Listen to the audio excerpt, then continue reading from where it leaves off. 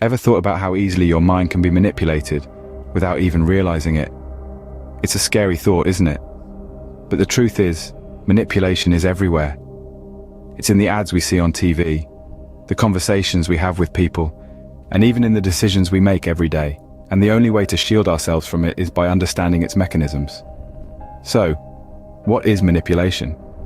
Essentially, it's a method used to influence someone's behavior or thinking for one's own advantage. But here's the important part. It's often done subtly, without the person realizing they're being manipulated. This is where psychology comes in.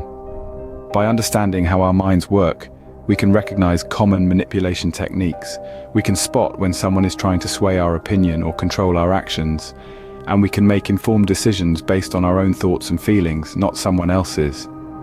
Knowing how manipulation works can be your first line of defense, and psychology is your best tool. Persuasion, a key tool in manipulation, is more than just convincing someone. It's an art that is deeply rooted in psychology and understanding how the human mind works. And today we're going to unravel the 6 principles of persuasion that are often used in manipulation. First up, we have reciprocity. This principle is based on the idea that people feel obligated to return a favor. For instance, if someone helps you move your furniture, you're more likely to help them in the future. And in the world of manipulation, this principle can be used to create a sense of obligation. Next, we have commitment. Once we make a decision or take a stand, we tend to stick to it, even in the face of evidence that it might not be the best choice. This is why manipulators often try to get you to commit to something small first, before asking for something bigger. Then there's social proof. We're social creatures, and we often look to others to determine what's normal or acceptable. Manipulators can use this principle to make you feel like everyone else is doing something, so you should too. Authority is another powerful principle.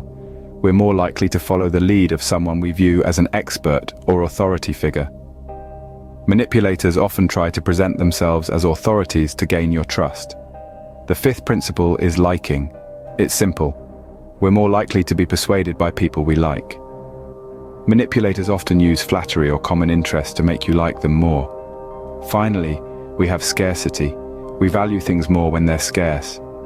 By making you feel like an opportunity is limited or about to disappear, manipulators can create a sense of urgency that prompts you to act.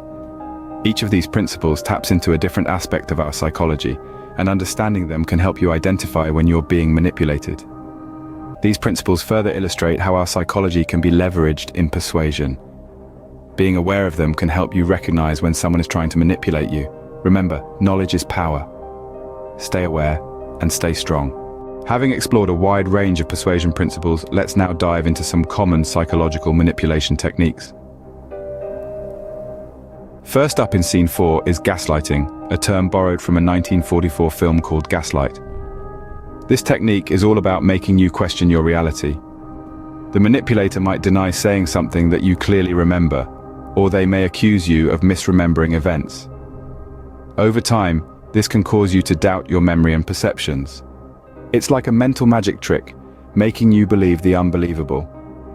Here's an example. Imagine you have a coworker who consistently takes credit for your ideas. When you confront them, they flatly deny it, insisting it was their idea all along. This is gaslighting in action. Next, we have the guilt trip, a classic manipulation technique. The manipulator uses your sense of empathy and fairness against you. They might say things like, "After all I've done for you, this is how you repay me." The goal is to make you feel guilty and indebted, nudging you to behave in a way benefits them. For instance, a friend might guilt trip you into lending them money, even though they've never paid back previous loans.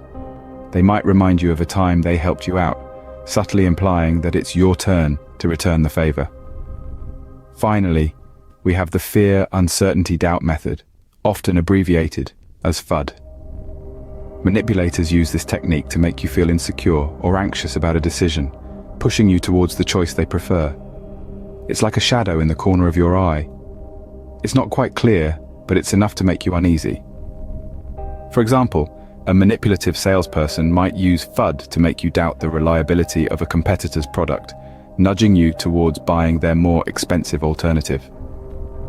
Recognizing these techniques is the first step to protecting your mental well-being. Remember, knowledge is power. By understanding these manipulation techniques, you equip yourself with the tools to resist them. It's like a mental self-defense class, preparing you for any psychological battles you might face. Now that we've discussed various persuasion principles and manipulation techniques, how do you defend against manipulation? Well, the first course of action is to establish self-awareness. You must be acquainted with your own self, recognizing your strengths, pinpointing your weaknesses, and understanding your values. Having a deep understanding of these aspects will allow you to identify when they are being manipulated. If you find yourself feeling uncomfortable or uneasy in any situation, it's important to pause and understand why. It could very well be a sign of someone attempting to manipulate you.